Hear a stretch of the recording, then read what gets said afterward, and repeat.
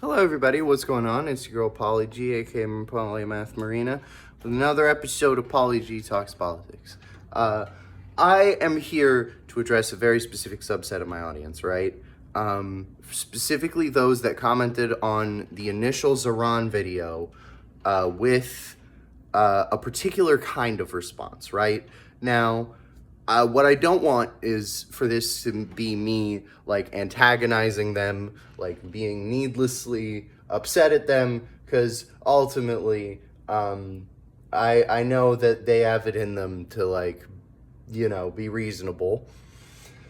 But there are a certain subset of my audience that are apparently fiscally conservative but socially progressive. And let me just make something very clear. If you are fiscally conservative, you are not yet socially progressive, right? Not truly.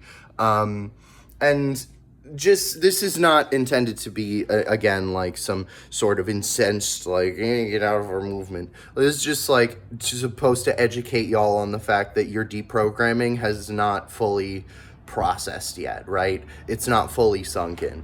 Now, first off, it's very good that y'all think that cops should not shoot unarmed black people. It's very good that y'all think that, it's very good that y'all think trans people deserve rights. It's very good that y'all think Muslims and innocent, undocumented Latinos don't deserve to be deported, or even Latino citizens, right? Like, if you believe all those things, then you are on your way to becoming progressive, right? The thing is, becoming truly progressive acknowledges that these are not just failures, these are systemic failures, right? These are not just failures that arise randomly because individually bad people take over an otherwise good system. These are the point of the system, my friend. These specific bottlenecks. Let me give you an example, right? People dying in Rikers.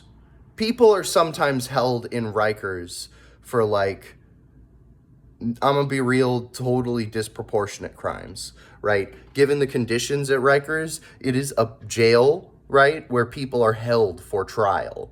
And people have died there. People die there every year, every month, and the Adams administration has just stopped reporting on those deaths. They've stopped publicly reporting on those deaths. They've stopped publishing them. They've stopped providing them to the news. Because, of course, they have. Why would they? That's just free bad PR for the Adams administration, right? But think about it this way. Why do those people need to be held in Rikers, right? Is the solution really to, like, reform Rikers? No, right? If we're being honest with ourselves, no. The solution is to get rid of Rikers, because we can all acknowledge that no matter what we personally think, like, might be a salvageable solution, that Rikers is fundamentally corrupt as a concept, because no jail should house such inhospitable conditions, right? Like, and at that point, it's like there are other detention facilities that you could be held in that are, like, way less fatal, that result in way less, like, personal tragedy and abuse and trauma for everyone involved, really. And it is when you acknowledge that these are systemic failures, right? That Rikers being bad is not just the cause of the people running Rikers. It is the cause of the school-to-prison pipeline. It's the cause of the over-policing of black and brown neighborhoods. It's the cause of stop and frisk, right? You stop and frisk people, let you think look suspicious, await them, have them await trial in Rikers, boom, you get a free death cover-up, right? You get a free cover-up for a death. Could be a political opponent, could be a journalist. Nobody knows, right? And the thing is, the Adams administration is very specifically doing this because they want you. to be in that state of ignorance, right? They want you to think that the solution is not to overhaul the system, not to reconstruct the system, but to simply maneuver the system itself, which is already functional and good fundamentally, into a place where it can be more functional and more good. Well, I'm letting you know, the system as it is right now, think of it this way, right? Why do poor people not deserve to eat? Why do they not deserve homes? Right? What, because they don't have a job? Have you tried looking for a job? In New York City, it's mostly ghost listings. Have you tried walking in and asking for a job? They think you're a fucking joke, you know? Like, these are not, like, failures. And I want to stress that is not a failure of the individual who is running that hiring program to get me in that position, right? It is kind of the fault of the person posting the ghost jobs, though. But it is not the fault of the person who does not provide enough jobs for every single New Yorker, that New Yorkers without jobs can't get by, right? I've seen it. I know some. And it's hard to get a job. It really is. You have to be fucking annoying sometimes, right? And again, these are not failures of individuals. These are failures of systems. If the system really took care of us, it would guarantee us a way to live, right? It would guarantee us a dignified and functional and stable life, but it doesn't, not because it can't. Not because there's not enough money to go around. If there is enough money to go around, for the record, there absolutely is. The billionaires, they constantly trot out costs and like needing to cut costs. What they don't trot out is their checkbook, right? Because they get hundreds of millions of dollars in bonuses, some of these people, right? In bonuses. Jeff Bezos makes like $1,000 a minute. Like, I don't want to fucking hear that there's not enough to go around. Because if there's not enough to go around, why does Jeff Bezos have a private flight? You know? Why does anyone have a private flight when kids are homeless and starving? Like, that just doesn't make sense, right? So when we say that these billionaires don't have a right to exist, right? It is not us saying that every individual person who is a billionaire deserves to die. Although I can think of a few, that I will not comment on the nature of that issue because YouTube and legality. But the point is, there are ways in which the system screws you over too, right?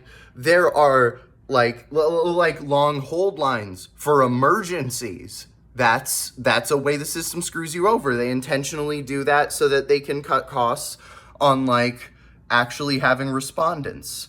They can do that so they can hire fewer respondents. Planned obsolescence. That's not an accident of capitalism, right? That's an advantage in capitalism. To be able to make your like product cheaper and shittier on purpose so people keep buying it, that's just good business, but it's bad for humanity, right?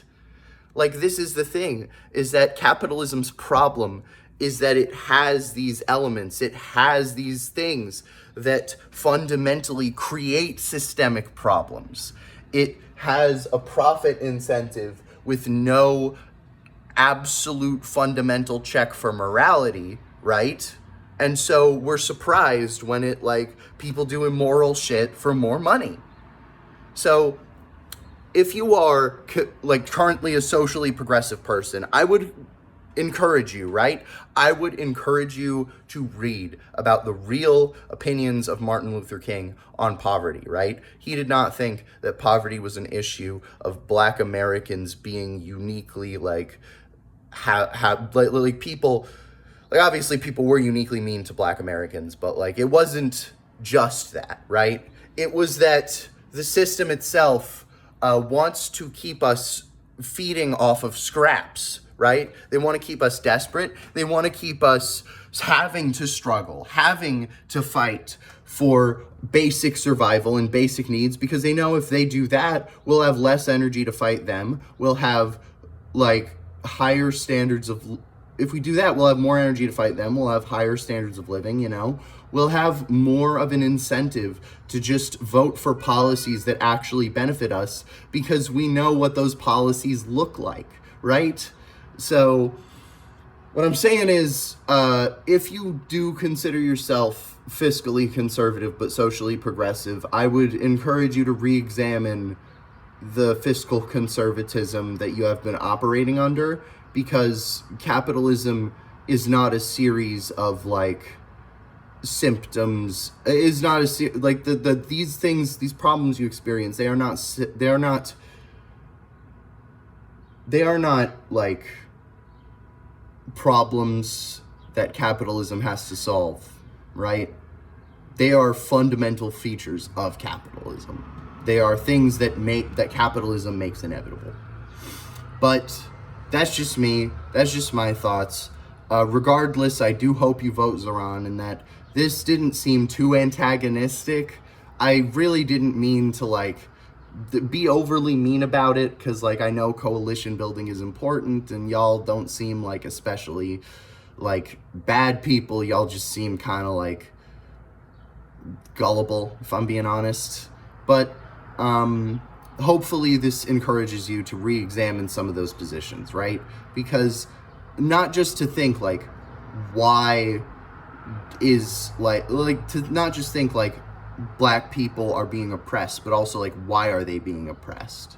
You know, what function does that serve in the greater political and social machine? It's as they say, in the game of capitalist patriarchy, minorities are not the players. We are the ball. So I do hope, again, you have a wonderful day. Stay safe. Please, please, please reconsider your position. Thank you.